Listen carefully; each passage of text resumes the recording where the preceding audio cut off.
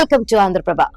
ఏపీలో రాజకీయం రసవత్రంగా మారుతుంది. వైసీపీ అధిష్టానం తన ఫోకస్ మొత్తం కూడా ఎన్నికలపై కంటే కూడా పవన్ పైనే పెడుతుంది. అందుకే ఆయన ఎక్కడి నుంచి పోటీ చేసినా సరే ఓడించాలని కంకణం కట్టుకుంది. అందుకోసం పక్కాగా పవన్ చుట్టూ పద్మ వ్యూహాన్ని సిద్ధం చేస్తుంది. పవన్ ఓటమినే లక్ష్యంగా పెట్టుకుంటుంది. మరి వైసీపీ వ్యూహాలు గెలుస్తాయా లేక జనసేన అని నమ్మకం గెలుస్తుందా? జనసేన అధినేత పవన్ కళ్యాణ్ ఏపీ పాలిటిక్స్ లో ఓ స్పెషల్ క్యారెక్టర్. ఆయన కంప్లీట్ పొలిటీషియనా అంటే కాదు, ఆయన సినీ హీరో. అలాగే ఎమోషన్స్ ఎక్కువగా ఉన్నవారు. రాజకీయంగా ఉన్న కొన్ని ట్రెడిషన్స్ ని ఆయన వంట పట్టించుకోవడం లేదు. ఆయన ఒక్కోసారి మాట్లాడుతుంటే సామాన్యుడి వేదన ఆయన గొంతుల్లో వినిపిస్తాయి. సగటు మనిషి కూడా ఒక్కసారిగా సిస్టమ్ ని మార్చేయాలని అనుకుంటాడు, ఆశపడతాడు. తన చుట్టూ ఉన్న వారితో కలిసి మీటింగ్స్ పెడతారు, కానీ ఏమీ జరగవని తెలుసుకుని నిట్టూరుస్తాడు. పవన్ కూడా రాజకీయంగా ఏదో సాధించాలనే వచ్చారు. ఈ పొలిటికల్ గేమ్ లో ఆయన నెమ్మదిగా అడ్జస్ట్ అవుతున్నారు. అందుకే ధనం లేనిదే రాజకీయం సాగదు అని ఆయన అర్థం చేసుకున్నారు.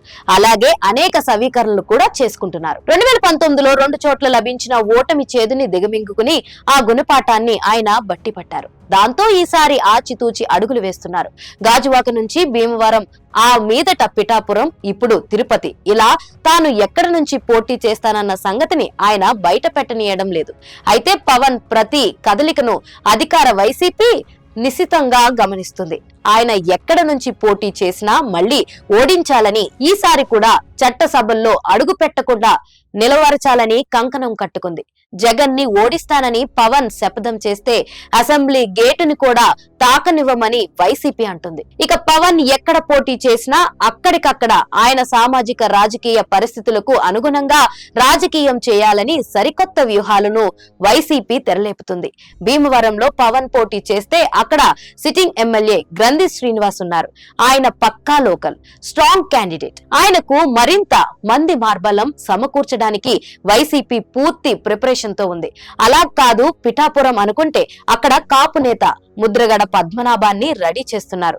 ఆయనతో చర్చలు పూర్తి చేశారు. పవన్ సై అంటే ఇటు నుంచి ముద్రగడ సమవుజ్జిగా బరిలోకి దిగుతారని అంటున్నారు. ఈ రెండు కాకుండా పవన్ తిరుపతి నుంచి పోటీ చేస్తే ఎలా అంటే దానికి కూడా వైసీపీ పకడ్బందీ ప్లాన్ తో సిద్ధంగా ఉంది. ప్రస్తుతం తిరుపతిలో సిట్టింగ్ ఎమ్మెల్యే కరుణాకర్ రెడ్డి కుమారుడు అభినయ్ రెడ్డి ఎమ్మెల్యేగా పోటీ చేస్తున్నారని ఫిక్స్ అయ్యారు.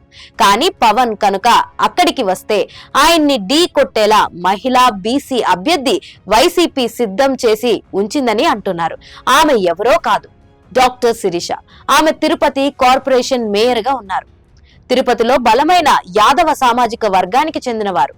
బీసీ మహిళా నేత, విద్యాధికురాలు. తిరుపతిలో బలిజ ఓటర్లు ఎక్కువ కాబట్టి అక్కడ నుంచి పోటీకి పవన్ చూస్తున్నారు. అయితే బలిజలతో ధీటుగా బీసీలు కూడా ఉన్నారు.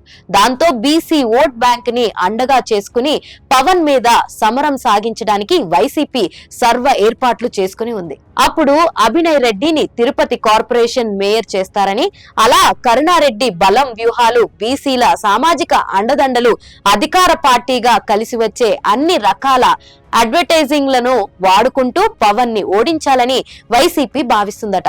మొత్తానికి పవన్ చుట్టూ పద్మ వ్యూహాన్ని రచించి ఆయనను ఈసారి కూడా ఓడించాలన్నది వైసీపీ పంతం. మరి పవన్ ఎక్కడి నుంచి పోటీ చేస్తారన్నది మాత్రం ఇప్పటికీ సస్పెన్స్ గానే ఉంది.